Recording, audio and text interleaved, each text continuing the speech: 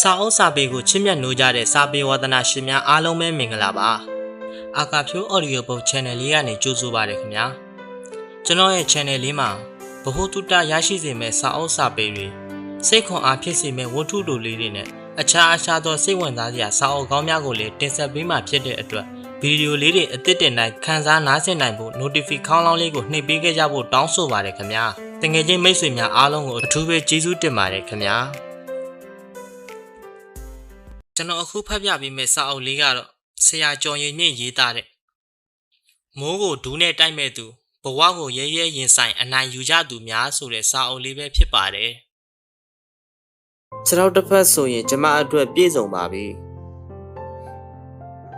အမှတ်တရအထိမ်းမှတ်နေ့ရက်တရက်ရဲ့ညနေခင်းမှာနီပေါနိုင်ငံမြို့တော်ခတ်မန်ဒူကတော်ဝင်ခမ်းမဆောင်စင်မြင့်ထက်ကိုအင်ကြီးအနီရောင်ဝတ်ထားတဲ့အမျိုးသမီးကလေးတစ်ယောက်တက်လာပါတယ်ခါမှာတော့အဝါရောင်အဝတ်စကိုရစ်တိုင်းပြီးခြိထားတယ်မိန်းကလေးရဲ့ရှီလျားနှက်မောင်နဲ့သပင်မှာဖဲကျိုးဝါစီးပြီးပန်းမွင့်ဝါဝါတွေပန်ထားတယ်မိန်းကလေးမှာခြေထောက်တစ်ဖက်ပဲရှိတယ်တစ်ဖက်တည်းသောခြေထောက်မှာလည်းခြေချင်းတွေဆင်မြန်းထားပါသေးတယ်သူကတော့အသက်26နှစ်အရွယ်အကာမင်းသမီးနီယူပန်းရိုမာနီယူပန်းပါ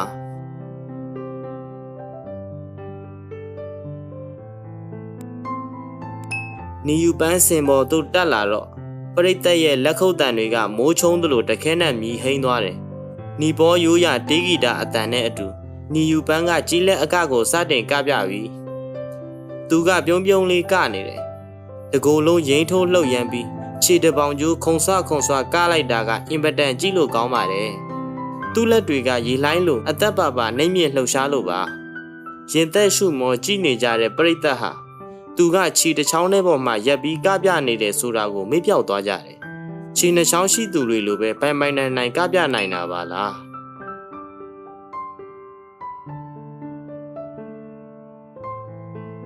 တော်ဝင်ခမ်းမာတွေကပရိသတ်900ခန့်ဟာသူ့အကမှာစီမျောပြီးပါသွားကြတယ်စိတ်တွေလှုပ်ရှားလာပြီးအချို့ကလက်ခုပ်တွေတီးတယ်တချို့ကသူတို့လက်တွေကိုမြှောက်ပြပြီးအားပေးကြတယ်တချို့ကတော့လက်ခောက်တွေကိုတရှိမှောက်ကုန်ပြီအကာမင်းသမီးကိုအားပေးကြတဲ့အတန်တွေကခမ်းမဆောင်ကနေအပြင်ကိုရှန်ထွက်လာပြီနီယူပန်းဟာနီပေါနိုင်ငံအရှေ့ပိုင်းအီတာဟာရီအမည်ရှိတဲ့တောင်ချေမြို့ကလေးကဖြစ်ပါတယ်အသက်10နှစ်အရွယ်မှာမော်တော်ယာဉ်မတော်တဆမှုနဲ့ကြုံတွေ့ရပြီးသူ့ဘယ်ဘက်ခြေတော့ဒူးအောက်ပိုင်းကိုကားဖြတ်ကျိတ်လို့ခြေတစ်ချောင်းဆုံးရှုံးခဲ့ရတယ်ခရိုင်ဆေးရုံမှာ6လကြာတက်ရောက်ကုသရတယ်ဆရာဝန်တွေကသူ့ခြေတစ်ဖက်ကိုမဆုံးရှုံးရအောင်ကယ်တင်ကြပေမဲ့မအောင်မြင်ခဲ့ပါဘူး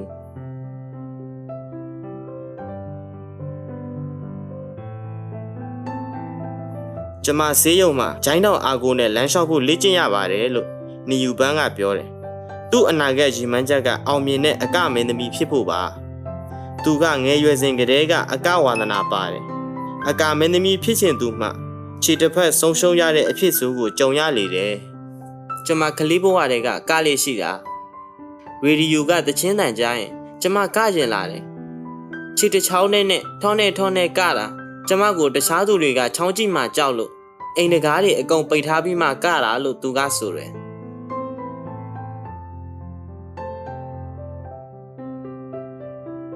အစင်မပြေမချောမွေ့တဲ့ဘဝမှာနီယူပန်းကသူ့ရည်မှန်းချက်ကိုအပြတ်မခံခဲ့ပါဘူးခြေတစ်ဖက်ထဲနဲ့ရအောင်သူကတယ်ကျမအရွယ်ရောက်လာတော့ဂျိုင်းတောင်းနဲ့ကြောင်းသွားကြောင်းပြန်လှုပ်ရတာကိုလူတွေကစူးစိုက်ကြည့်တာခံရတယ်သူတို့ကကျမနောက်ကိုလိုက်လာပြီးလှောင်ပြောင်းတယ်ကျမရဲ့တငယ်ချင်းအရင်အချာတွေကကျမနဲ့အတူကပ်မလိုက်သလိုခက်လန်းလန်းကပဲလိုက်ကြတယ်လူတွေကခွဲခြားဆက်ဆံတတ်တာကိုလို့ကျမခံစားရပါတယ်သူလိုကိုလိုတာမန်လူတွေနဲ့ရှင်ရင်တော့ခါးသီးလှတဲ့ဘဝအခက်ခဲတွေကိုသူကပို့ပြီးရင်ဆိုင်ရတယ်အမျိုးသမီးဖြစ်နေတာရဲ့ရုပ်ပိုင်းမှာအားနည်းချက်ရှိသွားတာရဲ့ကြောင့်နီယူပန်းတယောက်ခွဲခြားနှိမ်ချဆက်ဆံတာကိုခံခဲ့ရတဲ့အခါရှိပါတယ်ဒါပေမဲ့သူကတော့ခြေထောက်တစ်ဖက်ထဲပေါ်မှာရင်ကော့ပြီးခါမမတ်ရက်တယ်ကျမအတွက်ခြေထောက်တစ်ဖက်ဆိုရင်ပြည့်စုံလုံလောက်ပါပြီလို့ခြေထောက်တစ်ဖက်ထဲရှိသူနီယူပန်းကကြွေးကြော်တယ်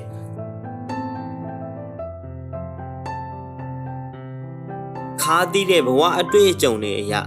ကိုအဓိပ္ပာယ်ရှိတဲ့လူတန်မိုးရှိတဲ့လူဖြစ်အောင်ကြိုးစားရမယ်လို့သူသိမြင်လာတယ်2002ခုနှစ်မှာအလဲတန်းအောင်ပြီးတော့တတိသွေးမွေးကခတ်မန်ဒူမြို့တော်ကို နီယူပန်းတို့ပြောင်းရွှေ့ခဲ့ပါတယ်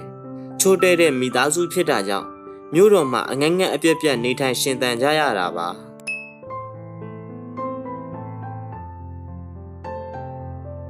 2003ခုနှစ်ကနီပေါ်မတန်မစွမ်းသူများအားကစားပြိုင်ပွဲမှာနီယူပန်းကအကဖျော်ဖြေရေးတခန်းပါဖို့ကမ်းလှမ်းတယ်အဲ့ဒီနေ့တုန်းကလူတွေရဲ့အတိမတ်ပြုအားပေးကြတဲ့လက်ခုပ်တံတွေကိုကျမစကလုံးနဲ့မပြောပြနိုင်လောက်အောင်ရခဲ့ပါတယ်ခြေတစ်ချောင်းနဲ့ကနေကျမရဲ့ဓာတ်ပုံကိုသတင်းစာတွေမှာဖော်ပြကြတယ်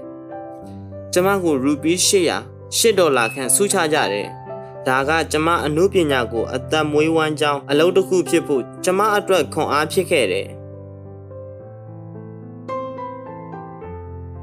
နီယူပန်းကတယ်ဆိုပေမဲ့အကအမှုပညာကိုစနစ်တကျသင်ယူထားခဲ့တာမဟုတ်ပါဘူးမတန်မစွမ်းသူများအားကစားပွဲမှာကားပြခွင့်ရပြီးတဲ့နောက်မှာတော့အကနီးပြဆရာဆက်ကိုတာနဲ့စနစ်တကျသင်ယူတယ်ဆရာကသူနဲ့နီယူပန်းနဲ့စတွေ့ကြတဲ့ပထမဆုံးနေ့ကိုမမေ့နိုင်သေးပါဘူးအသက်19နှစ်အရွယ်မိန်းကလေးကဂျိုင်းတောက်ကြီးနဲ့စင်မော်ကိုတက်လာတယ်ဂျိုင်းတောက်ကိုစင်ထောင်းရဲ့တနေရာမှာသွားထားပြီးထောင်ထားတယ်ပြီးတော့ခြေတစ်ဖက်ထဲနဲ့စကပါလေရောကျွန်တော်ဖြစ်အံ့ဩလို့မဆုံးဘူးသူ့အကဖန်းစားခံရလို့ကျွန်တော်အသက်ရှူဖို့မေ့သွားတယ်သူ့ပါရမီသူ့အစွမ်းအစကြောင့်ဒီကောင်မလေးဟာမကြခင်မှာအောင်မြင်မှုမြင့်မြင့်မားမားရတော့မယ်လို့ကျွန်တော်တွေးမိတယ်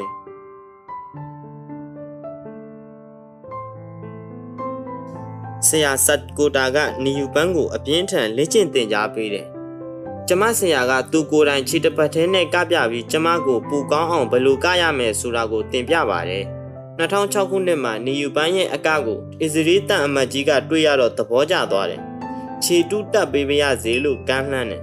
အစ္စရေးနိုင်ငံကိုလာရောက်လေ့လာဖို့ဖိတ်ခေါ်တယ်နီယူပန်းကခြေတူးနဲ့သွားရလာရတာဂျိုင်းတောက်လောက်တက်တောင့်တက်တာရှိတယ်လို့မခံစားရတာကြောင့်ခြေတူးကိုစက်မသုံးဖြစ်ဘူးကျမကများသောအားဖြင့်တော့နီပေါ်နိုင်ငံတဝန်းလုံးမှာကပြဖျော်ပြပါတယ်တခါတရံအိန္ဒိယနိုင်ငံကနေရာများစွာမှာကပြပါတယ်ကျမရဲ့အကကိုအစ္စရေးမလေးရှားကူဝိတ်တောင်ကိုရီးယားကာတာနဲ့ဘယ်လ်ဂျီယံနိုင်ငံတွေမှာလည်းတင်ဆက်ကပြခဲ့တယ်စုချင်းမြင့်မှုတွေ100လောက်ရတယ်ဂုဏ်ပြုလွှာတွေလည်းရပါတယ်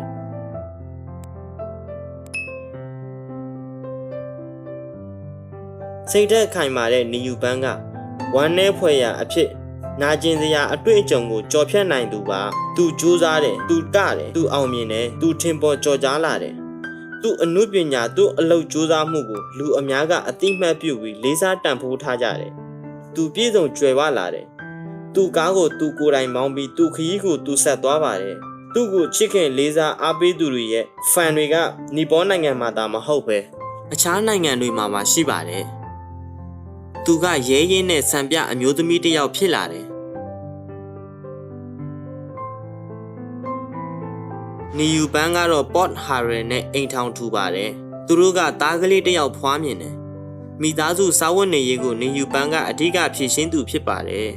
သူခင်ပွန်ပေါ့တ်ဟာရယ်ကစားတောက်ဆိုင်တစ်ဆိုင်မှာအလုပ်လုပ်ကင်သူပါအကာမင်းသမီးနီယူပန်းနဲ့အိမ်ထောင်ကြပြီးနောက်သူတို့ကဒီစားတောက်ဆိုင်ကိုကိုပိုင်ဝယ်လိုက်ကြတယ်သူတို့မောင်နှံကခတ်မန်ဒူမြို့တော်မှာစားတောက်ဆိုင်2ဆိုင်နဲ့တဲခိုရိတ်တာ2လုံးပိုင်ဆိုင်နေကြပါပြီ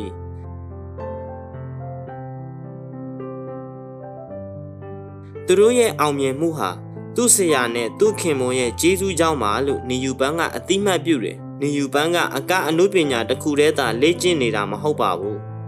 တိုးမွေးထိုးဇာထိုးပန်းထိုးလဲလုပ်တယ်ဆက်ချုပ်တယ်ကွန်ပျူတာပညာကိုလည်းသင်ယူစည်းပူးတယ်မတန်မစွမ်းသူတွေအတွက် NGO အဖွဲ့ပါဖွဲ့တယ်သူကနိုင်ငံရေးကိုစိတ်ဝင်စားပြီးတနေ့မှခေါင်းဆောင်ကောင်းတစ်ယောက်ဖြစ်လာအောင်ကြိုးစားနေတယ်လို့ဆိုတယ်လူတွေကကျမကိုဂျိုင်းတောင်းနဲ့တွားရတဲ့မတန်စွမ်းသူလို့မြင်လေးရှိရတယ်ယခုတော့ကျမကိုအမှုပညာရှင်လို့သိကြတယ်ကျမတကယ်ပဲပျော်ပါတယ်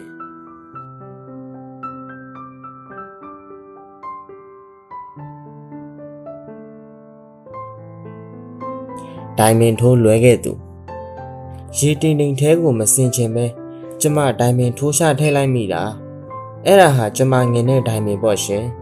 ကျမရဲ့ဘဝတစ်ခုလုံးဇောက်ထိုးပြောင်းပြန်လန်ထွက်သွားတာပဲလို့ဂျွန်နီကပြောတယ်ဂျွန်နီကအားကစားဝါသနာပါတယ်သူ့အသက်18နှစ်သမီးမှာရေထဲကိုဒိုင်မင်ထိုးချရာက ရေကတိမ်တိမ်လေးဖြစ်နေတော့သူ့ကြောရိုးနက်ကြောပင်မမှန်နိုင်အာယုံကြောကိုထိခိုက်ပြီးခြေလက်လေးဘက်စလုံးတေသွားရှာတယ်ပခုံးအောက်တကိုယ်လုံးမလှုပ်ရှားနိုင်တော့ဘူးသူလဲစိတ်သက်လုံးဝပုံကျသွားတယ်ပြန်လဲထူထောင်ရေးဆေးရုံမှာ2 နှစ်ကြာကုသမှုခံယူရင်း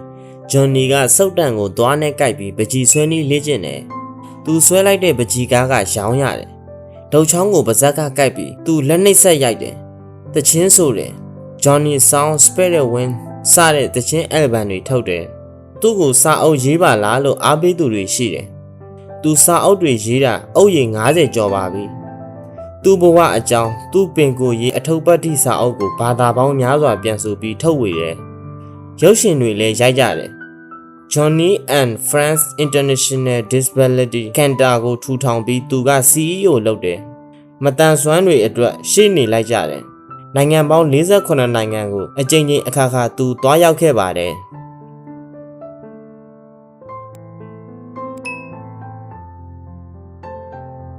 လူတွေအတွက်စိတ်သက်ခွန်အားဖြစ်စေတဲ့ Johnny and Friends ဆိုတဲ့အစီအစဉ်ကို1982ခုနှစ်ကစပြီးရေဒီယိုကထုတ်လွှင့်တယ် Diamonds in the Dust အမည်ပေးထားတဲ့စိတ်ခွန်အားဖြင့်အစီအစဉ်ကိုလည်း Radio Station 800ကနေနေ့စဉ်ထုတ်လွှင့်ပါတယ်မိနစ်30ကြာ Johnny and Friends TV အစီအစဉ်ကိုလည်းရိုက်ကူးထုတ်လွှင့်တယ် Carrie Leno လို့နာမည်ကျော် TV အစီအစဉ်တင်ဆက်သူတွေနဲ့လည်းအင်တာဗျူးတွေရိုက်ကူးထုတ်လွှင့်ပါတယ်1950ပြည့်နှစ်ကအမေရိကန်နိုင်ငံမယ်ရီလင်းပြည်နယ်ဘယ်တီမိုးမှာဂျွန်နီကိုမွေးဖွားတယ်လင်ဒါဂျေကေတီဂျွန်နီညီအမ4ယောက်မှာသူကအငယ်ဆုံးပါသူ့ငယ်ဘဝကပျော်စရာအပြည့်ပါပဲမိဘတွေနဲ့မမ3ယောက်ရဲ့ချစ်ချင်းမေတ္တာရေးအောက်ကငိမ့်ချမ်းတဲ့အိမ်ကလေးမှာနေထိုင်ခဲ့ရသူပါအိမ်နီးချင်းတွေနဲ့လည်းရင်းနှီးခင်မင်ရတယ်သူတို့မိသားစုကအိမ်ပြင်ပကိုသွာလာလဲပတ်လေးရှိတယ်တောစခန်းခရီးထွက်တယ်မြင်းစည်းတယ်တောင်တက်တယ်တင်းနှင့်ကစားတယ်ရေကူးတယ်အထက်တန်းကျောင်းအောင်ပြီးနောက်1968ခုနှစ်ပူအိုက်တဲ့ဇူလိုင်လရက်တရက်မှာဂျွန်နီကသူ့အမကီတီရဲ့တငယ်ချင်းအချို့ရဲ့နဲ့အတူပင်လယ်ကမ်းခြေကိုရေကူးဖို့သွားကြပါတယ်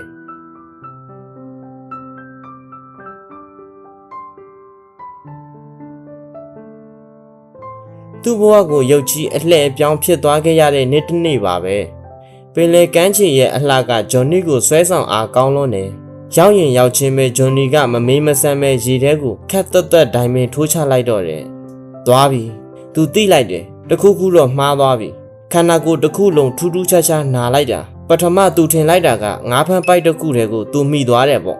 ပိုက်ကွန်တဲ့မိနေတယ်ထင်တာကလွတ်အောင်သူယုံကြည်တယ်သူကြောက်လာတယ်သူလှုပ်ရှားလို့မရပါလားသူရေထဲမှာသူ့မမကီတီကိုလှမ်းခေါ်တယ်ကီတီကလည်းပြေးလာပါတယ်ဂျွန်နီကိုဆွဲထုတ်တယ်ဂျွန်နီကထားလို့မရတော့ကီတီကလန့်သွားတယ်ရေထဲကိုတရင်တရိုင်ပြိုလဲပြီးပြန်ကျသွားတယ်ကီတီကဆွဲယူပြီးဂျွန်နီကိုလေးရှူနိုင်အောင်ကူညီတယ်ဂျွန်နီလည်းကိုအံ့ဩပါတယ်ဘာကြောင့်များသူ့လက်နှစ်ဖက်ကသူ့ရင်ဘတ်ကိုတင်းတင်းပွေ့ဖတ်ထားပါလဲနောက်တော့သူထိတ်လန့်တုန်လှုပ်လာတယ်ဘယ်သူလက်ကမှသူ့ကိုပွေ့ဖတ်မထားပါလားဒါဖြစ်ဘာကြောင့်တင်းတင်းကြက်ကြက်ဖတ်ထားသလိုခံစားနေရတာလဲကီတီကသူ့ကြောပေါ်ဆွဲတင်ပြီးဂျွန်နီကိုကန်းဆက်စီခေါ်လာတယ်ဆေးရုံကိုချက်ချင်းဆက်သွယ်ပြီးလူနာတင်ကားခေါ်ပေးဖို့တငယ်ချင်းတွေကိုအော်ပြောတယ်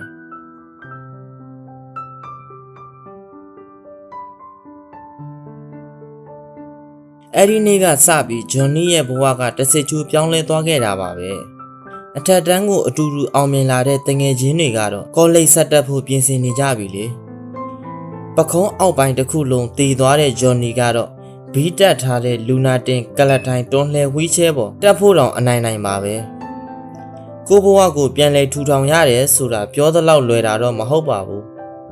ဇွဲကောင်းမှကိုယုံကြည်မှရီမန်းချက်ထားပြီးကြိုးစားမှအောင်မြင်နိုင်တာပါအစမှာတော့ဂျွန်နီလည်းစိတ်ထဲကြတာပဲကိုဘဝကိုဒေါသလည်းထွက်ရဲ့တခါဘဝကိုအဆုံးစီရင်လိုက်ရရင်ပိုကောင်းမလားလို့တောင်မှတွေးတဲ့အခါတွေးမိပါတယ်တွေးမိတဲ့အခါတိုင်းသာလောက်ခဲ့မိမယ်ဆိုရင်တော့အမှားကြီးမှားပြီပေါ့ဆေးရုံပြန်လဲထူထောင်ရေးစခန်းဆိုတာကဘဝကိုရှင်သန်နေထိုင်နိုင်ဖို့နီလန်းတွေအမျိုးမျိုးအဖို့ပုံတင် जा ပြသပေးတယ်ဂျွန်နီကလည်းရှင်သန်တဲ့ဘဝရဲ့တန်ဖိုးကိုသိမြင်လာပါတယ်ဒါကြောင့်လည်းအထက်မှာတင်ပြသလိုစုတ်တန်ကိုသွားနဲ့ကိုက်ပြီးပကြီးကိုစဆွဲတယ်လက်ရတွေကထူးခြားတော့ဝယ်ယူစုဆောင်းသူတွေရှိလာတယ် ဒီလိုဝယ်ယူအားပေးကြတာကဂျွန်နီရဲ့ဘဝရှင်သန်ဖို့အားစီးဖြစ်လာတယ်အချိန်ရသရွေ့သူပကြီးဆွဲတယ်လက်နှိပ်ဆက်ရိုက်ပြီးစာရေးတယ်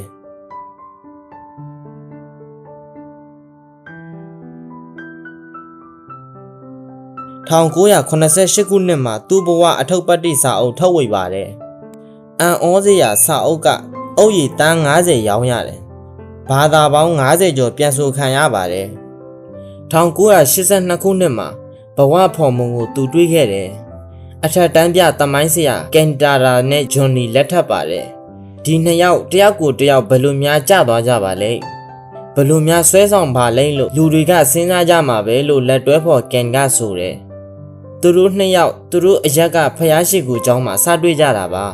ဂျွန်နီကကင်ရဲ့နောက်ခုံမှာထိုင်နေ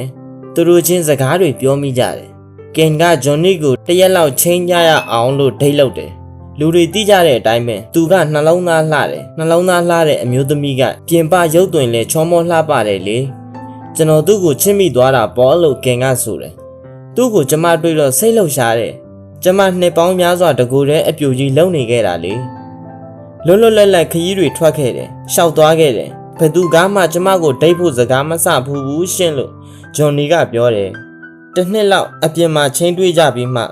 သူတို့စိစက်ကြတယ်အပြင်မှာချင်းတွေ့တဲ့အခါကင်ကဂျွန်နီကိုဝှီးချဲပေါ်ကပွေ့ချီပြီးချပေးရတယ်ကြည်လို့မဝအောင်ချောတဲ့လူတန်ဆွမ်းတဲ့လူခံစားချက်တွေကိုအချင်းချင်းမျှဝေနိုင်တဲ့သူကိုတွေ့တော့ကျမလည်းကြွေပြီပေါ့ကျမတကယ်ကိုနှစ်သက်လိုလားစွာလက်ခံခဲ့တာပါလို့ဂျွန်နီကပြောတယ်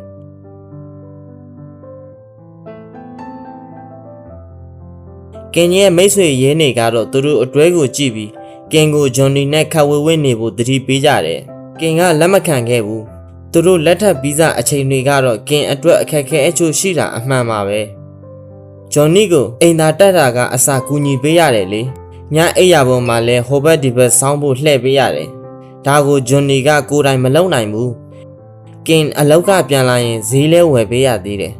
ကင်နဲ့ဂျွန်နီတို့ခရီးတွေအတူသွားကြတယ်လူတွေရဲ့စိတ်ဓာတ်တွေမြင့်တက်လာအောင်လိုက်လံဟောပြောကြတယ်ကင်နဲ့ဖူးစာဆောင်ရတာဟာဂျွန်နီအတွက်ကံကောင်းပါတယ်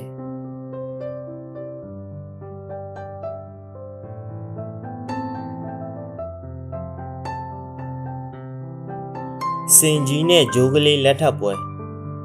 ပုံတူတွေကိုတိုင်ရေးပုံတူတွေတဘာဝပကြီးကားတွေနဲ့ထင်ရှားကြော်ကြားတဲ့မက္ကဆီကိုပကြီးဆရာမဖာရီဒါခါလိုကို1909ခုနှစ်ဇူလိုင်လ6ရက်ကမက္ကဆီကိုမြို့တော်မှာမွေးဖွားပြီးတော့1954ခုနှစ်ဇူလိုင်လ23ရက်မှာကွယ်လွန်သွားပါတယ်။သူ့ဖခင်ကဓာတ်ပုံဆရာပါ။သူ့မိဘတွေကဂျာမနီကဖြစ်ပြီးတော့သူ့အဖေအသက်20အရွယ်မှာ1891ခုနှစ်မက္ကဆီကိုပြောင်းရွှေ့နေထိုင်လာကြတာဖြစ်တယ်။သူ့ရဲ့ကလေးဘဝကပျော်စရာမကောင်းပဲတိတ်ဆိတ်ညစ်ဖို့ကောင်းတယ်လို့ဖရီဒါကပြန်လည်ပြောပြတယ်။သူ့မိဘတွေရဲ့အိမ်တော်ရေးကအဆင်မပြေဘူး။ဖရီဒါခါလိုနဲ့သူ့အမေရဲ့ဆက်ဆံရေးကလည်းတင်းတင်းမာမာမို့စိတ်အိုက်စရာကောင်းတယ်။သူ့အမေကကျင်နာတနာတတ်တယ်။တော်လက်ချက်ချတယ်။ထက်မြက်တယ်။ဒါပေမဲ့တစ်ဖက်မှာတော့မျောမြင်တတ်တယ်။ရက်ဆက်ကြမ်းကြုတ်တယ်။ဘာသာရေးတယူတန်နေလို့ဖရီဒါခါလိုကဆိုတယ်။မက္ကဆီကိုတော်လှန်ရေးဖြစ်လာတော့သူ့ဖခင်ရဲ့ဓာတ်ပုံလုပ်ငန်းကိုအစိုးရကပိတ်ပင်တာခံရတယ်။ဖရီဒါခါလို6နှစ်သမီးအရွယ်မှာပိုလီယိုစဖြစ်တယ်။ညာခြေကဘယ်ခြေထက်တူပြီးတိမ်လာတယ်။ဖျားနာနေတော့တက်တူရဲတူတွေနဲ့လားအတန်ကြာကင်းကွာရတယ်။သူများအနိုင်ကျင့်တာခံရတယ်။ဒီအတွေ့အကြုံတွေကဖရီဒါခါလိုကိုတကူတော့အထီးကျန်သမားဖြစ်လာစေပါတယ်။ဂူလီယာမိုနဲ့သူခင်မင်ရင်းနှီးလာတယ်။သူကတနာကျင်နာခြင်းနဲ့ပတ်သက်ပြီးတကယ်နမူနာကောင်းပါ။ကျမရဲ့ပြဿနာတွေကိုခံစားနားလည်နိုင်တယ်လို့သူကဆိုတယ်။ဖရီဒါခါလိုကိုဂူလီယာမိုကစပြီးသဘောတရားအတွေးခေါ်မျှော်မြင်ရေးတရားတွေသင်ပြပေးတယ်။အားကစားလုပ်ပြီးကိုယ်ကာယခွန်အားကိုပြန်လည်ထူထောင်နိုင်မှုအားပေးတယ်။မိန်းကလေးတွေလှုပ်တဲ့ကျမ်းမာရေးလေ့ကျင့်ခန်းတွေကိုသင်ပြပေးတယ်။ဓာတ်ပုံပညာကိုလည်းသင်ပြပေးသေးတယ်။ဓာတ်ပုံရိုက်တာကူးတာခဲထိုးပြုပြင်တာတွေသင်ပြပေးတယ်။ပိုလီယိုဖြစ်တာကြောင့်ဖရီဒါခါလိုကကျောင်းနေနောက်ကျပါတယ်။သူတို့အရက်ထဲကမူဂျိုကျောင်းနဲ့မူလာတန်းကျောင်းကိုသူ့အထက်အငယ်ညီမလေးခရစ်စတီးနာနဲ့အတူတက်တယ်။ မူလာတန်းအောင်ပြီးတော့ခရစ်စတီးနားကသူ့မမတွေလိုကွန်ဗင့်ကျောင်းဆက်တက်တဲ့အချိန်မှာဖရီဒါခါလိုကသူ့အဖေဆန္ဒရှိတဲ့အတိုင်းဂျာမန်ကျောင်းကိုဆက်တက်တယ်။ကျောင်းမှာကလန်ကဆန်လှုပ်လို့ဆိုပြီးသူကျောင်းထုတ်ခံရတယ်။ပြီးတော့အသက်မွေးဝမ်းကျောင်းကျောင်းကိုအပို့ခံရပါတယ်။အသက်မွေးဝမ်းကျောင်းကျောင်းကိုတက်ရတာကလည်းခဏပါပဲ။ဆီယာမတစ်ယောက်ကသူ့ကိုလိမ်ပိုင်းဆိုင်ရာအနိုင်ကျင့်ခံရတယ်။ဖရီဒါခါလိုငယ်စဉ်ကလေးဘဝမှာဖခင်ရဲ့မိတ်ဆွေတွေဖြစ်တဲ့ပကြီးဆရာဖာနန်ဒိုထံကပကြီးပညာသင်ယူရတယ်။သူမှတ်စုစာအုပ်မှာပုံချမ်းတွေနဲ့ပြည့်နေပါတယ်။ကျောင်းချိန်ပြင်ပမှာလက်ရည်တို့လက်နှိပ်ဆက်စည်မလုပ်ပြီးမိသားစုအတွက်ဖရီဒါခါလိုဝင်ငွေရှာပေးရတယ်။ပကြီးဆရာဖာနန်ဒိုလက်အောက်မှာအခါစားဘလောက်ပုံထွင်အလုပ်လုပ်ရတယ်။ဖရီဒါခါလိုကပကြီးအမှုပညာနဲ့အသက်မွေးဖို့မစင်စားသေးတဲ့အချိန်ကတည်းကသူ့ဆရာကသူ့ဇာကိုမြင်ပြီးအထင်ကြီးတယ်။1922ခုနှစ်မှာဖရီဒါခါလိုကအထက်တန်းလွှာလူမလိုင်းတွေတက်တဲ့ကျောင်းကိုဝင်ခွင့်ရတယ်။ဆရာဝန်ပညာသင်ဖို့အတွက်ဖရီဒါခါလိုကတဘာဝသိပ္ပံပညာကိုအဓိကထားပြီးသင်ယူတယ်။ဒီကျောင်းဝင်ခွင့်အတွက်အမျိုးသမီး2000ဖြည့်ဆိုတဲ့အထက်က35ဦးပဲရွေးချယ်တာပါ။သူကလည်းကောင်းကောင်းကြိုးစားပါတယ်။ကျောင်းနေဖက်မိန်းကလေး9ယောက်ပေါင်းမိကြတယ်။သူတို့အားလုံးဟာနောက်တစ်ချိန်မှာမက္ကဆီကိုနိုင်ငံရဲ့အသိပညာရှင်ထိပ်တန်းလွှာလူတွေထဲကဖြစ်လာကြတယ်။တပုံစိတ်တွေနဲ့လည်းဖြစ်ကြတယ်။ဖရီဒါခါလိုကိုတိုင်က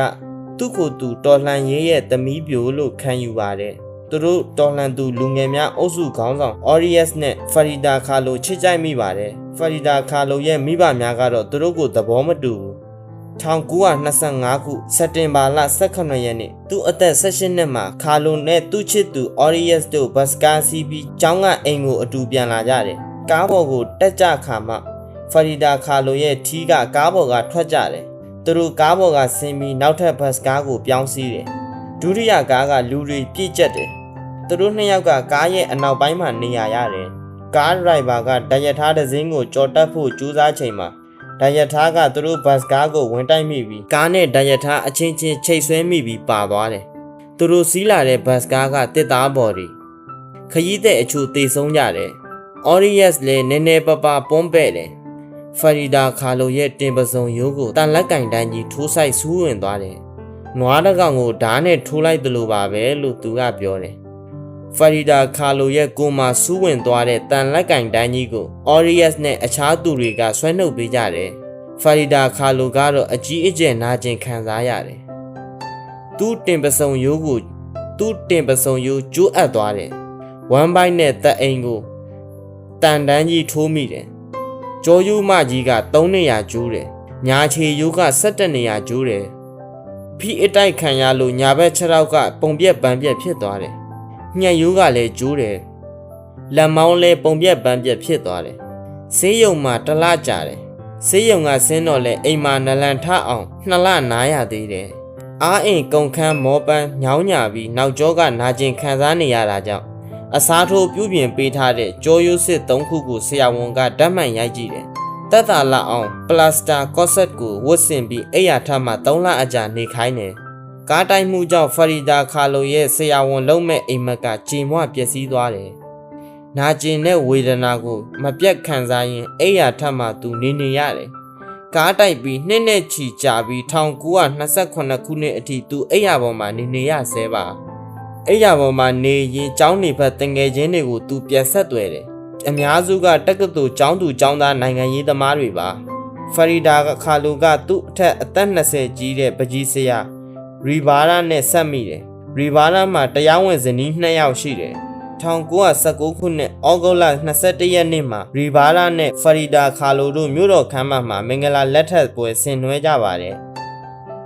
ဖရီဒါခါလိုရဲ့အမေကတော့သဘောမတူပါဘူး။နှစ်ဖက်မိဘကလည်းစင်နဲ့ဂျိုးငှက်လက်ထပ်ပွဲလို့မှတ်ချက်ချကြတယ်။ရီဘာရာကအရက်ရှည်ပြီးတုတ်ခိုင်တယ်။ဖရီဒါခါလိုကကိုလုံးကိုပေါက်သေးသွယ်ပြီးကြစ်လစ်လှပပြီးတော့ထိလိုက်ရင်ကြွေကြကြေမွသွားမဲ့ပုံ။ဖရီဒါခါလိုရဲ့ဖခင်ကတော့သူ့သမီးလောက်ရက်ကိုလက်ခံပါတယ်။ရီဘာရာကငွေကြေးပြည့်စုံတော့ဖရီဒါခါလိုကိုစေကူတာပေးနိုင်လိမ့်မယ်လို့သူမျှော်လင့်တယ်။ပကြီးဆရာ2ယောက်ရဲ့လက်ထပ်ပွဲကိုမီဒီယာတွေကစိတ်ဝင်စားဖော်ပြကြတယ်။လက်ထပ်ပြီးတိတ်မကြခင်1929ခုနှစ်နှောင်းပိုင်းမှာဖ ဖရီဒါခါလုံနဲ့ရီဘာရာတို့မောင်နှံကမက္ကဆီကိုနိုင်ငံရဲ့ကြီးလက်ဆန်တဲ့ဒေသခွဲရနာဗာကိုပြောင်းရွှေ့ပြီးနေထိုင်ကြပါတယ်။အဲ့ဒီမှာရှိတဲ့ Cortez အိမ်တော်မှာနိုင်ငံစည်းပကြီးတွေရေးပေးဖို့အနှံခံရတယ်။ယခုအခါ Palace of Cortez ကသူတို့ပကြီးလက်ရာတွေဟာသမိုင်းတွင်နဲ့အမှုပညာအမွေနှစ်တွေဖြစ်သွားပါပြီ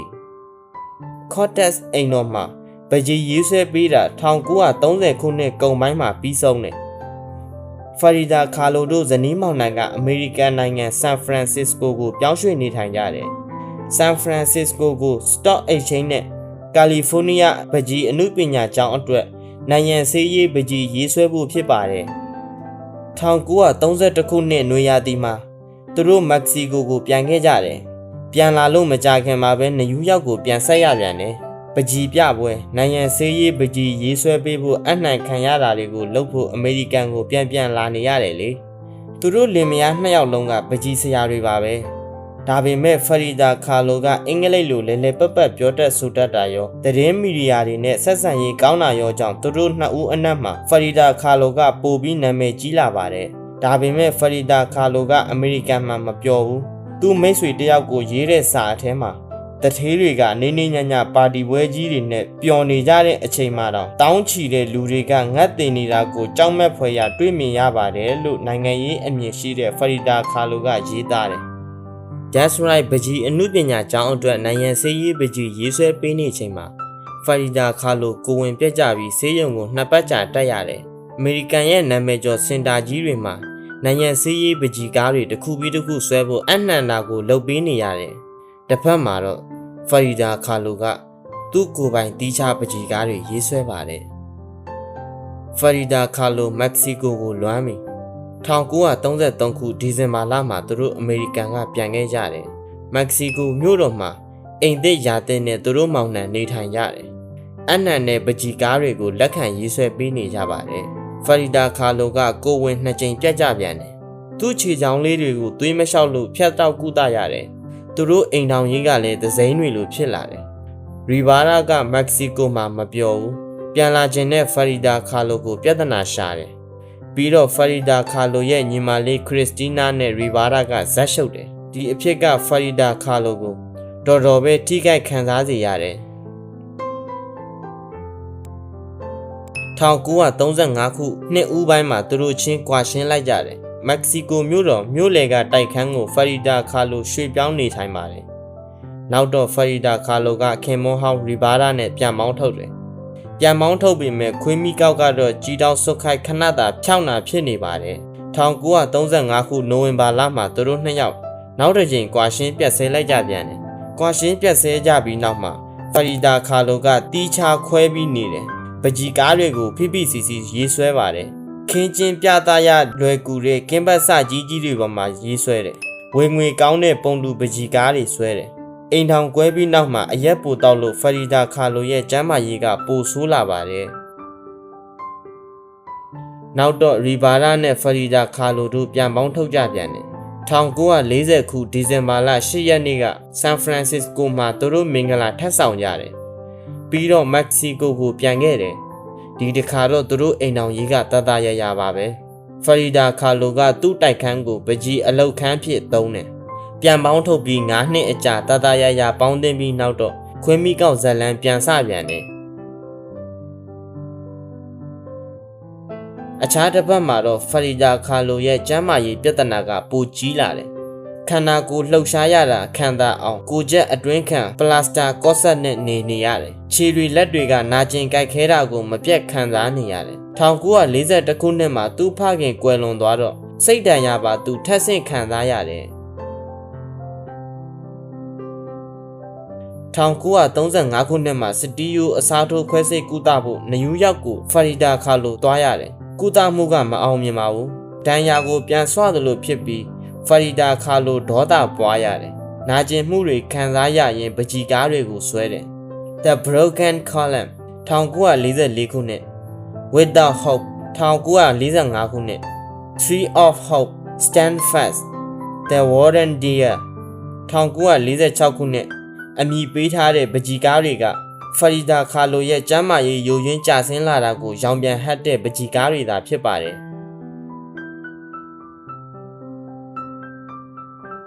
1950ပြည့်နှစ်ထဲမှာတော့ဖရီဒါခါလိုကဆေးရုံကိုအိမ်လိုလုပ်နေရတယ်။ကြောရိုးမကြီးကိုအယိုးအစားထိုးခွဲစိတ်ကုသမှုတွေလုပ်နေရတယ်။သူ့ညာခြေထောက်ကိုလည်း1953ခုနှစ်မှာဖြတ်တောက်ကုသရတယ်။နာကျင်ကြိုက်ခဲမှုတွေကြောင့်အကြိုက်ခဲပျောက်ဆေးတွေကိုပဲလော်စားသလိုသူစားနေရတယ်။ဖရီဒါခါလိုတိတ်ကြကြမနေရတော့ဘူးဆိုတာသူတို့မိတ်ဆွေတွေကသိရတယ်။ဒါကြောင့်မက္ကဆီကိုမြို့တော်မှာသူ့တကူတော်ပကြီးပြပွဲကို1953ခုအေဘီလမှာလုပ်ပေးကြတယ်။ပထမဆုံးနဲ့နောက်ဆုံးတကူတော်ပကြီးပြပွဲပါပဲ။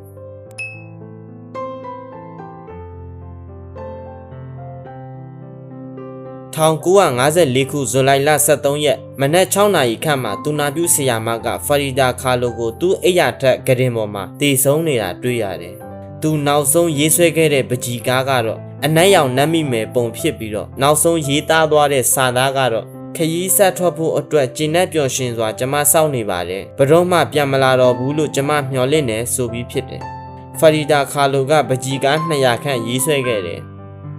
55ကားကတော့သူ့ကိုယ်တိုင်ရေးပုံတူဖြစ်ပါတယ်။ကျမကိုယ်တိုင်ရေးပုံတူတွေဆွဲခဲ့တယ်။ဘာကြောင့်လဲမေးရင်များသောအားဖြင့်ကျမတကူတဲ့အထီးကျန်နေရတာကိုကျမအတိအကျွမ်းဆုံးလူကကျမပဲလို့သူကပြောတယ်။မက္ကဆီကိုမြို့တော်ကသူမွေးဖွားပြီးနေထိုင်ခဲ့တဲ့အိမ်ကိုဖရီဒါခါလိုအမှတ်တရပြတိုက်ဖွင့်လှစ်ပြီးသူ့ပကြီးကားတွေကိုပြသထားတယ်။မက္ကဆီကိုကိုလာရောက်လည်ပတ်သူတွေကြားမှာထင်ရှားလူသိများတဲ့နေရာဖြစ်ပါတယ်။ဖရီဒါခါလိုရေးဆွဲခဲ့တဲ့ A Lady in White 1929ခုနှစ်ပကြီးကားကိုနယူးယောက်မြို့မှာအမေရိကန်ဒေါ်လာ 9.8 သန်းနဲ့ရောင်းချရတယ်။သူ့ပကြီးကားတွေဟာဒေါ်လာ3သန်းနဲ့5သန်းအတွင်းတန်ဖိုးရှိတယ်လို့ပညာရှင်တွေကအကဲဖြတ်ထားကြပါတယ်။အမေရိကန်နိုင်ငံကဆန်ဖရန်စစ္စကိုမြို့တော်ကောလိပ်ကျောင်းအဝင်လမ်းတလန်းလုံးဖရီဒါခါလိုလမ်းလို့သူ့ကိုဂုဏ်ပြုအမည်ပေးထားတယ်။ဖရီဒါခါလိုကသူ့ဘဝကိုအရှုံးမပေးဘဲဝါသနာပါတဲ့ပကြီးအမှုပညာကိုကြိုးစားဖန်တီးပြီးသူ့လက်ရနဲ့သူ့အမိကိုတမိုင်းတွင်အောင်ခြံထားရင့်နိုင်ပါတယ်။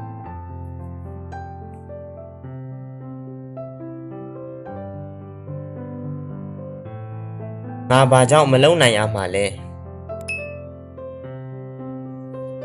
2012ခုနှစ်မှာအမေရိကန်သမ္မတအိုဘားမားကအပြောင်းလဲချန်ပီယံလို့အမည်ပေးခံရတဲ့ Rap ကို1940ပြည့်နှစ်ကအမေရိကန်နိုင်ငံအင်ဒီယားနားပြည်နယ်ဝင်နာမက်မှာဖွားမြင်ပါတယ်။သူ့မိဘများကဆင်းရဲကြတယ်။သူအသက်6နှစ်သားအရွယ်မှာကြွက်သားတွေပုံမှန်မကြီးထွားပဲကြုံလီတဲ့ယောဂဖြစ်တယ်။ဆရာဝန်တွေကတော့ဒီကလေးဟာတစ်သက်လုံးတခြားသူတွေကိုမှီခိုပြီးအသက်ရှင်နေထိုင်ရတော့မယ်လို့ဆိုတယ်။သူ့မိဘတွေရော Rap ကိုယ်တိုင်ကပါဒါကိုလက်မခံဘူး။ဆရာဝန်တွေမှားကြောင်သက်သေပြကြမယ်လို့စိတ်မှာဆုံးဖြတ်တယ်။ဒါပေမဲ့တိတ်မကြခင်အချိန်ကာလမှာပဲ Rap လမ်းမလျှောက်နိုင်တော့ပါဘူး။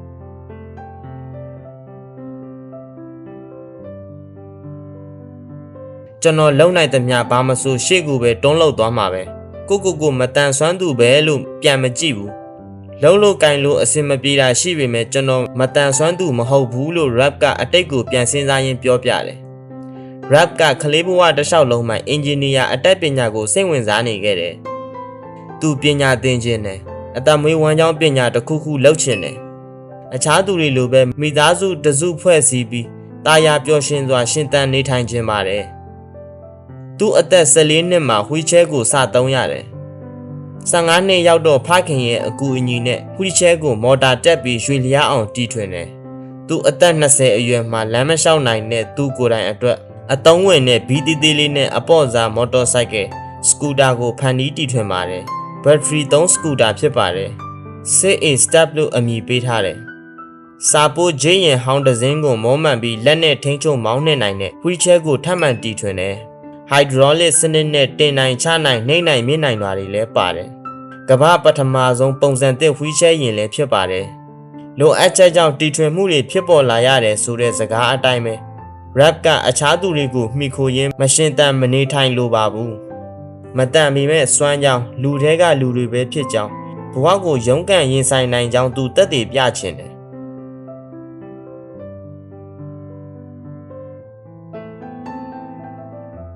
Rap တီထွင်တဲ့ဝီချဲရင်ကိုအခြားသူတွေကစိတ်ဝင်စားလာတာတွေ့ရတော့သူကအချိန်ပိုင်းအလုပ်တစ်ခုအဖြစ်ထုတ်လုပ်ပေးတယ်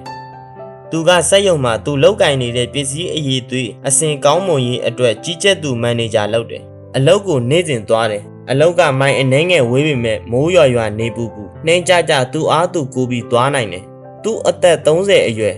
1980ပြည့်နှစ်မှာပုံမှန်အရွယ်တင်နိုင်ချနိုင်နှိမ့်နိုင်မြင့်နိုင်တာတွေပါတဲ့ Venga ကို rap တီထွင်ပါတယ် Live Away လို့အမည်ပေးထားတယ်ဒီကားရဲ့သတင်းကပြန့်နှံ့သွားပြီးလူအများရဲ့စိတ်ဝင်စားတာခံရတယ် rap ကအလုပ်သမားအဖွဲ့အစည်းဖွဲ့ပြီးသူ့ဖခင်ရဲ့ဂိုဒေါင်အလုပ်ရုံထဲမှာပဲဒါကိုစီးပွားဖြစ်လုပ်ငန်းတစ်ခုအဖြစ်ထုတ်လုပ်ဖို့ဆုံးဖြတ်ပါတယ်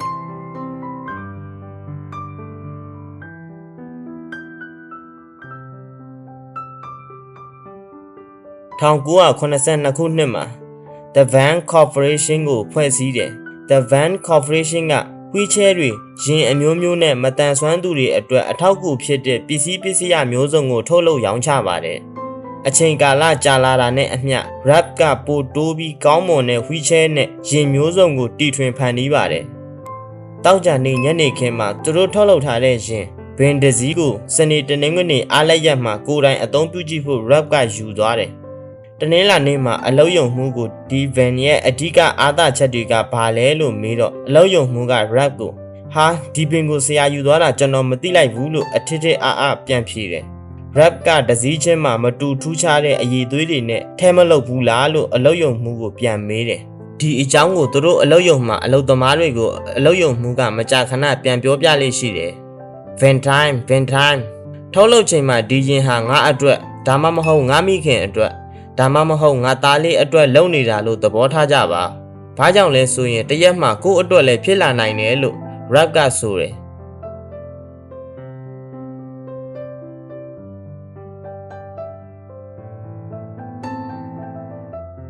စက်ရုံလုပ်ငန်းအချို့က rap ကိုရွေလျားသွားလာဖို့ပစ္စည်းကိရိယာအမျိုးမျိုးထုတ်လုပ်ပေးဖို့ကမ်းလှမ်းတယ်တမျိုးတစ်ဖုံလဲအမြောက်အများထုတ်လုပ်ရောင်းချရင်တွက်ချေကြိုက်တယ်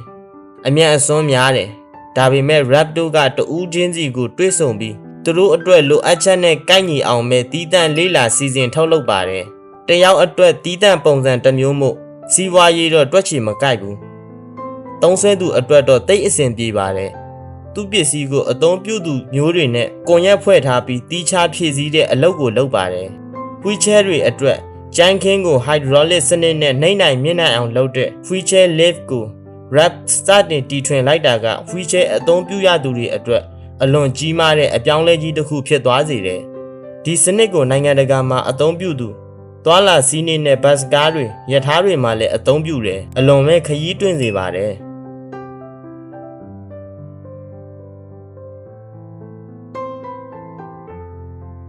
ခမားလုပ်ငန်းအောင်မြင်မှုရဲ့လျှို့ဝှက်ချက်ကဘာလဲလို့ rap ကိုမေးကြတယ်ကျွန်တော်မှလူတော်တွေရှိတယ်ကျွန်တော်မပါလဲသူတို့လုံနိုင်တယ်လို့သူဖြေလေးရှိတယ်အမှန်တကယ်လဲကုမ္ပဏီမှာနေရာတကာသူဝင်မလုံနိုင်ပါဘူးသူ့အတွက်တောင်မှအရာရာကိုသူကိုယ်တိုင်မစွမ်းဆောင်နိုင်ဘူးအရေးအချင်းပြေးဝပြီးကျွမ်းကျင်တဲ့လုပ်သားတွေကအသုံးပြုသူတွေအဆင်ပြေပါစေဆိုတဲ့စိတ်ဓာတ်နဲ့လုပ်ကင်ကြတာကြောင့်အောင်မြင်နေတာဖြစ်ပါတယ်rap အသက်50ကျော်လာချိန်မှာသူ့ကုမ္ပဏီရင်ထုတ်လုပ်တဲ့အပိုင်းမှာရှေ့တန်းကိုရောက်လာတာတွေ့ရတယ်။ကုမ္ပဏီရဲ့ CEO တယောက်အနေနဲ့သူ့ကိုယ်သူသတိပြုမိတာတစ်ချက်ကတော့သူကစကားပြောညံ့တယ်ဆိုတာပဲ။စကားတစ်ခုကိုထပ်ခါသူပြောနေမိတယ်။ကောလိပ်ပြန်တက်မယ်။လူထုပရိသတ်ကိုစကားပြောတဲ့အတတ်ပညာသင်ယူမယ်လို့ rap ဆုံးဖြတ်တယ်။တပတ်ကို2ညတက်ရတဲ့သင်တန်းကိုသွားတက်တယ်။ကျောင်းကိုသူကိုယ်တိုင်ပဲရင်မောင်းပြီးသွားတက်တယ်။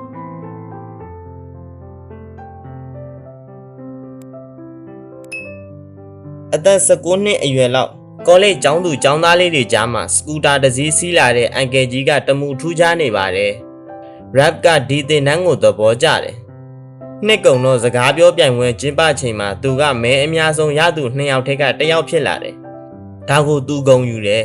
။စကားပြောပြိုင်ပွဲကျင်းပတဲ့ညနေခင်းကသူ့မိသားစုကိုလာအားပေးဖို့ rap ဖိတ်ခေါ်တယ်။သူကသူ့ကုမ္ပဏီမှာစူးစမ်းတဲ့သူစံပြဖြစ်အောင်လုပ်ပါတယ်။သူ့ဘဝမှာအခက်အခဲတွေကြုံတွေ့ရပေမဲ့အောင်မြင်စွာဖြတ်ကျော်နိုင်တဲ့အရေးချင်းသူ့မှာရှိတယ်လို့ rap ကယုံကြည်သူဖြစ်ပါတယ်။ငါဘာကြောင့်မလုံနိုင်ရမှာလဲ။ငါဘာကြောင့်မလုံနိုင်ရမှာလဲဆိုတဲ့စကားကိုသူ့ကိုယ်သူမေးလိရှိတယ်။2013ခုဖေဖော်ဝါရီလ10ရက်နေ့အသက်83နှစ်အရွယ်မှာ သူမွေးဖွားရာဇာတိမြေမှာပဲအပြောင်းအလဲတွေကိုတီထွင်ဖန်တီးရမှာချန်ပီယံဖြစ်တဲ့ rap ကွယ်လွန်သွားပါတယ်